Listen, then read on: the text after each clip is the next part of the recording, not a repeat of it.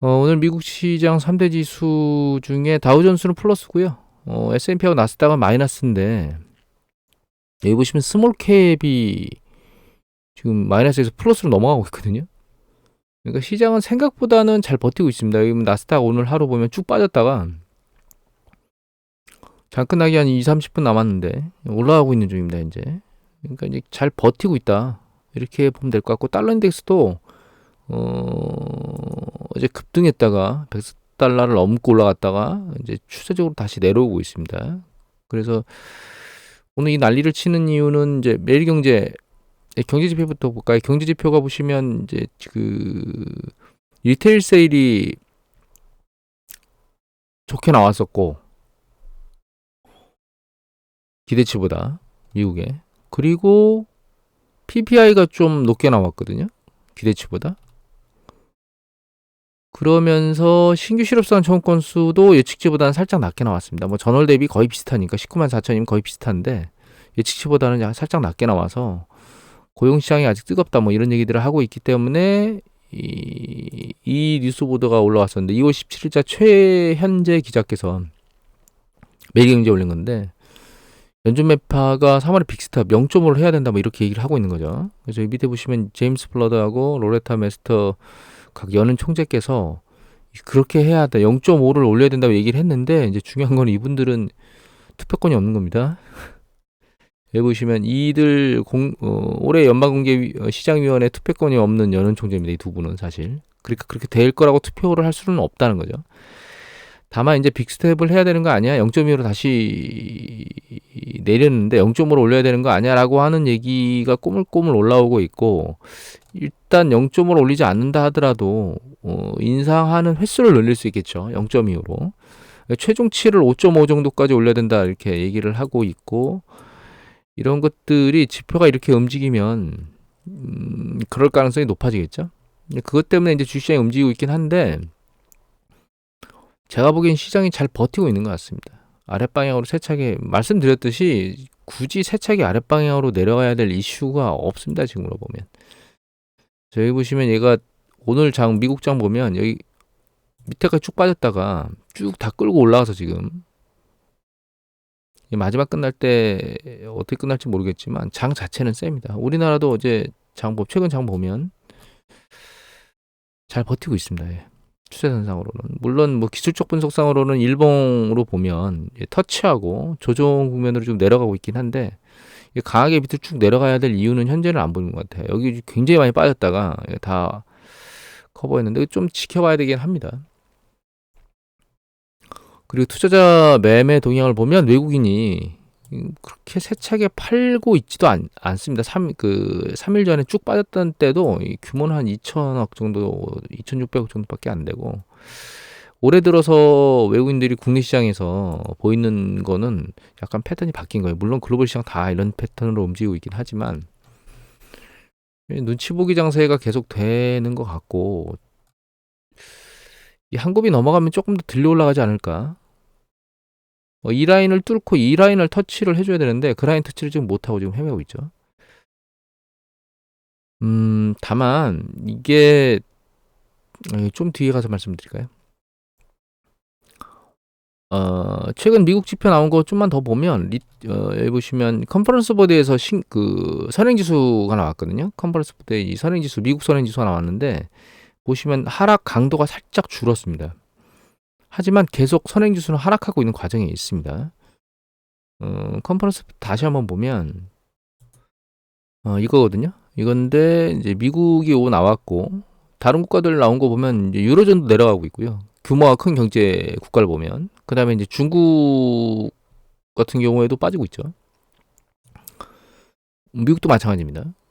지금 긍정적으로 움직이는 쪽은 여기 프랑스하고 독일이 빠지는 게 멈춘 거고, 그 다음에 멕시코가 플러스한 거 이외에 사실 경제 규모로 놓고 보면 긍정적이진 않아요. 차이나도 빠지고 유로존도 마찬가지고 미국도 빠지는 걸 보면 큰 규모를 가지고 있는 세 지역이 지금 다 빠지고 있거든요. 선행지수가 그 경제를 끌고 가는 앞자리에서 있는 경제지표 여러 가지를 혼합해서 보는 거라면 그런 관점에서 놓고 보면 아직 경제가 바닥을 치면서 상승하는 국면으로 넘어가진 않았다. 이렇게 이해를 해야 될 것 같고, 물론 이 하락 강도가 줄어드는 것이, 하락 강도가 이제 살짝 줄었죠. 줄어드는 것이 이게 터닝할 수 있는 가능성이 높아졌다고 이해할 수도 있는데, 그거는 실제로 터닝해 봐야 되는 거고, 추세적으로 이렇게 살짝 느슨해졌다가 다시 밑으로 밀려 내려갈지 위로 터닝할지는 상황을 지켜봐야 됩니다.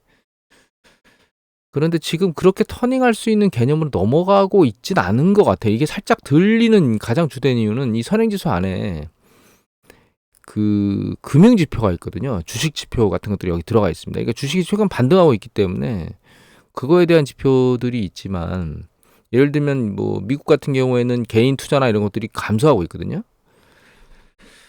그런 것들 놓고 보면 이게 그렇게 녹록지는 않습니다. 향후의 움직임이. 여하튼, 그리고 한 가지 또 우리가 봐야 될 게, 이제 미국의 4분기 부채 관련된 정보가 이제 뉴욕 연준에서 나왔거든요. 나왔는데, 심각한 건 이 부분입니다. 여기 보시면 이제 30일 이상 그러니까 그 대출 잔액 중에 30일 이상 연체와 관련된 총 잔액 규모는 살짝씩 줄어들고 있긴 한데, 여기 보시면 포지션이 보이죠. 이게 30일 이상 연체, 파란 게 60일 이상 연체, 뭐 90일, 근데 90일 이상, 그다음에 이게 아주 악성 연체 쪽인 거거든요.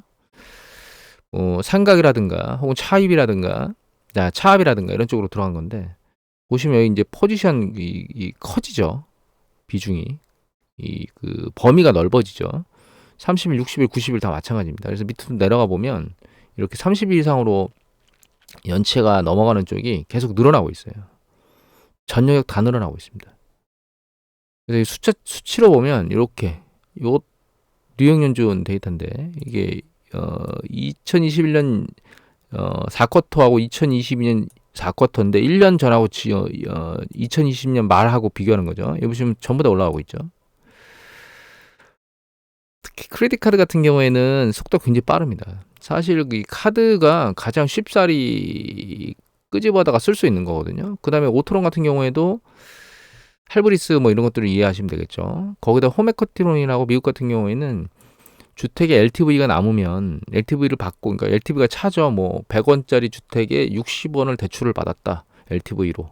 주택담보대출. 그러면 나머지 40을 신용대출 형태로 제공합니다. 꼭 마이너스 대출이나 뭐 이런 형태로 갖다 쓸 수 있는 거죠. 얘도 지금 추세적으로 올라가고 있습니다. 모기지도 마찬가지예요. 그러니까 30일 이상 연체가 늘어나고 있다는 얘기는 일단은 한 달 정도 못 갚고 있다는 거죠. 90일 이상 연체로 넘어가는 것도 보시면 전체 영역에서, 이게 학자금 대출을 제외하고 전체 영역에서 지금 어려워지고 있어요.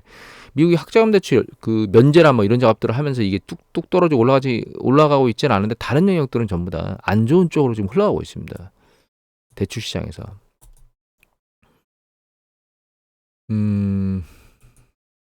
이게 그 연준에서 나오는 우리 그 DSR이라고 하는 거 있죠. 그다음에 얘네들 FR도 뽑는데, FR은 뭐 예를 들면 뭐 그 주택 관련된 보험, 강제로 납부해야 되는 그런 것들까지 다 차감해서 실제로 강제적으로 차감해야 되는 모든 것들을 다 차감한 가처분 소득이거든요.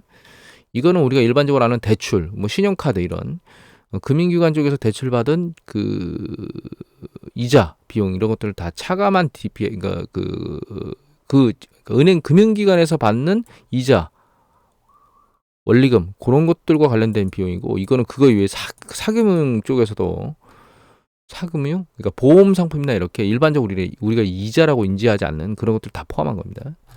근데 이 밑에 내려가 보시면 얘가 점점점 증가를 하고 있거든요. 추세적으로. 이 정도 수준은 아직은 그렇게 높은 수준은 아니에요. 이전 패턴으로 놓고 보면 이전 패턴보다 낮은 수준이긴 한데, 이게 점점점 강화되고 있고, 이 중에 못 견디는 애들이 생기는 거죠. 못 견디는 그러니까 신용도 낮은, 소득 수준이 낮은, 혹은 해고당하고 있는, 혹은 제가 보여드렸듯이 예를 들면 그 일용직도 늘어나고 있잖아요. 해고당한 사람이 일용직으로 넘어가거나 이런 사람들 같은 경우는 한계점에 올리니까 모기지 관련된 쪽도 영향을 미치게 되는 거죠.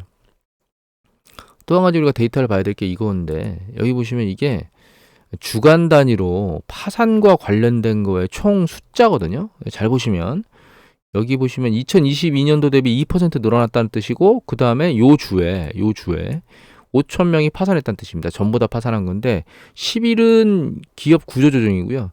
2600 요거 13은 개인 파산입니다. 얘가. 챕터 7은 보시면 유동성에 의한 파산이네요, 그냥. 또 역시 파산이라고 보시면 됩니다. 유동성 문제입니다.